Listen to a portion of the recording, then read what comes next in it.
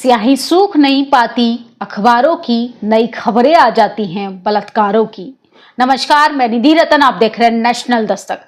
हताश हूं, निराश हूं, परेशान हूं, क्योंकि आखिर कहीं ना कहीं मैं महिला हूं, इस देश की बेटी भी हूं।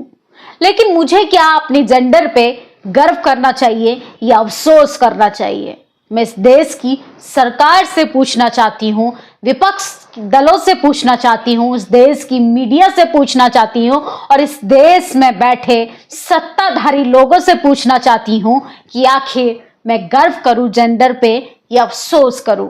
नेहा राठौर के यूपी में काबा से परेशान योगी आदित्यनाथ अब जरा भूल गए हैं कि उनके यूपी में क्या चल रहा है।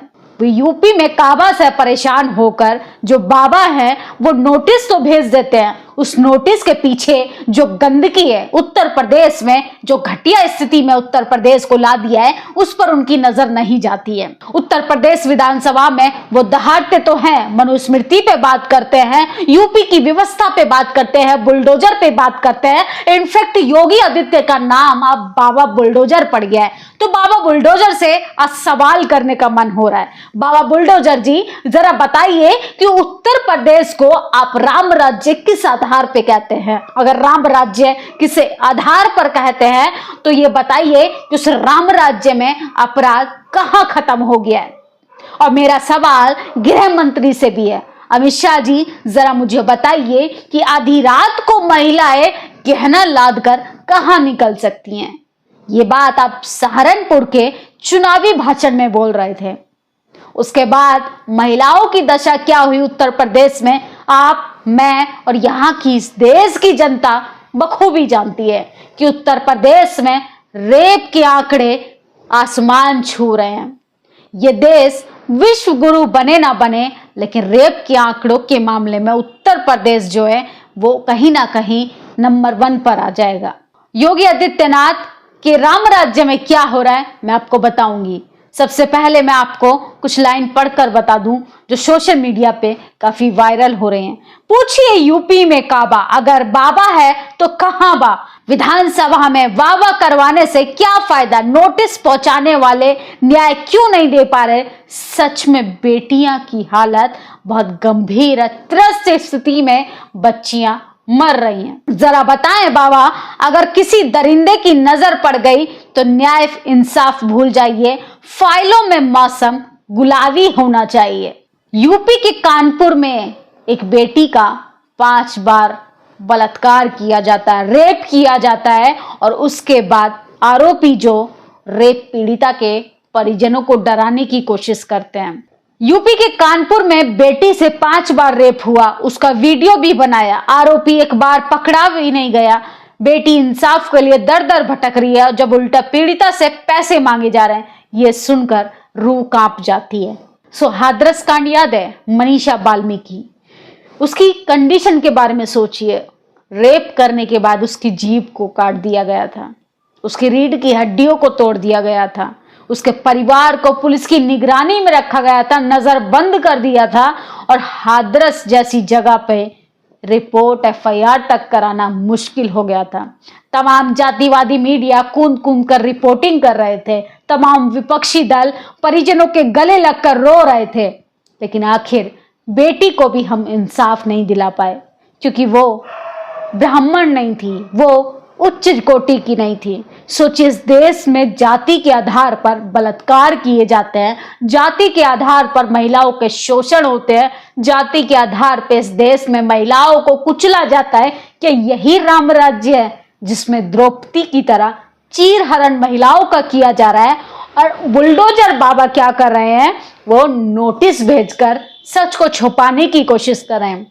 शर्म आनी चाहिए ऐसी व्यवस्था पर, शर्म आनी चाहिए ऐसे राम राज्य पे, शर्म आनी चाहिए ऐसे बुलडोजर बाबा की न्याय प्रक्रिया पर कि आप ही के राम राज्य में, यूपी के कानपुर में एक बच्ची का 5 बार बलात्कार करने के साथ वीडियो बनाया जाता है, उल्टा परिजनों को धमकाया जाता है और बच्ची इंसाफ की गुहार लगा रही है, दर दर भटक रही है कि उसे इंसाफ मिल पाए। क्या बच्चियों की गलती होती है? क्या महिलाओं की गलती होती है कि उनके साथ बलात्कार किया जाता है? भारतीय जनता पार्टी के लोग कहते हैं कि महिलाओं को घर से नहीं निकलना चाहिए, महिलाओं को छोटे कपड़े नहीं पहनने चाहिए, महिलाओं को सलीके से रहना चाहिए। तो 6 महीने की बच्ची का बलात्कार क्यों हो जाता है? क्या वो 6 मीटर की साड़ी लपेट कर रहा है? अपनी व्यवस्था को सुधारने के बजाय आप नोटिस भेजते हैं, अपनी व्यवस्था को सुधारने के बजाय आप बुलडोजर भेजते हैं, अपनी व्यवस्था को सुधारने के बजाय आप पत्रकारों की लिंचिंग कराते हैं, अपनी व्यवस्था को सुधारने के बजाय आप हिंदू मुसलमान करते हैं, अपनी व्यवस्था को सुधारने के बजाय आप रातों रात लोगों की गाड़ियां पलटवा देते हैं, अपनी व्यवस्था को सुधारने के बजाय आप डंका करते हैं राम राज्य का। आप रोना रोते हैं उत्तर प्रदेश में अपराध मुक्त राज्य बनाने का। अपनी गलतियों को कब तक छुपाएंगे बुलडोजर बाबा जी? अब जरा भाषणों से निकलिए बाहर, आंखें खोल कर देखिए आप ही के राज्य में उत्तर प्रदेश में क्या चल रहा है। महिलाओं का चीरहरण हो रहा है, महिलाओं के साथ बदसलूकी हो रही है, बर्बरता हो रही है। न जाने कितनी हमारे समाज की महिलाएं हर सेकंड मनीषा वाल्मीकि की तरह शिकार हो रही हैं दरिंदों की हवस का।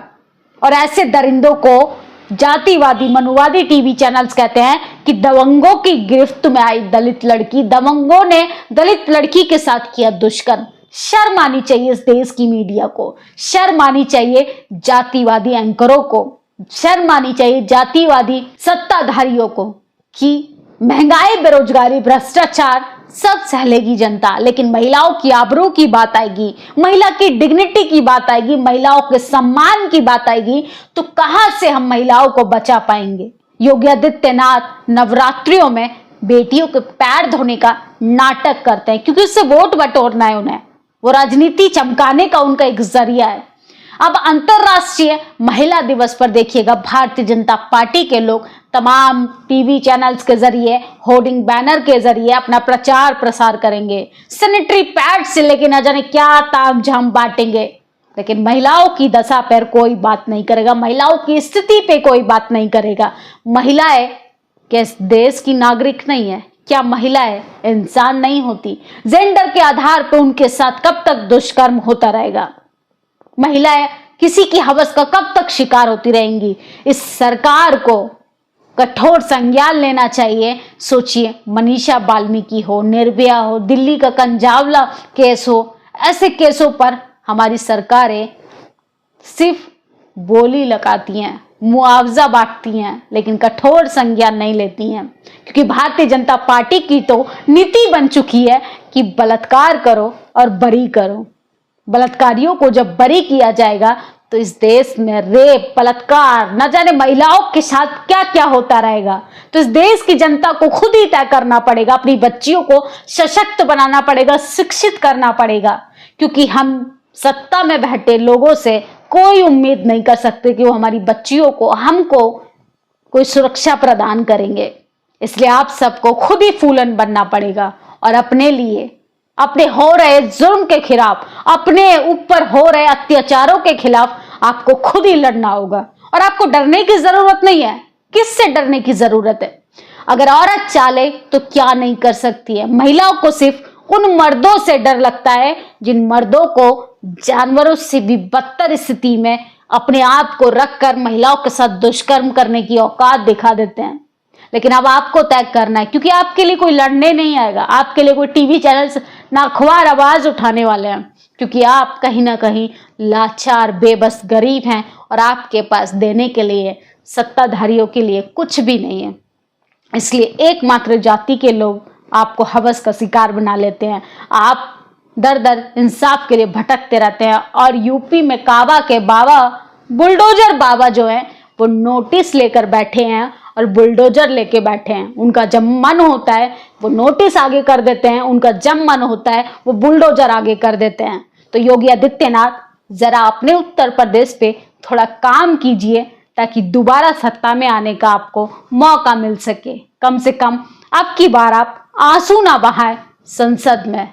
आपकी इस वीडियो पे क्या प्रतिक्रिया है कमेंट बॉक्स में जरूर बताएं। शुक्रिया। नेशनल दस्तक की आपसे गुजारिश है कि अगर इसको बचाना चाहते हैं तो नेशनल दस्तक को सब्सक्राइब करने के लिए रेड कलर के सब्सक्राइब बटन को दबाएं, फिर बेल आइकन की घंटी दबाएं। नेशनल दस्तक को बचाने के लिए बहुत जरूरी है कि हर खबर को शेयर करें, लाइक करें, कमेंट जरूर करें।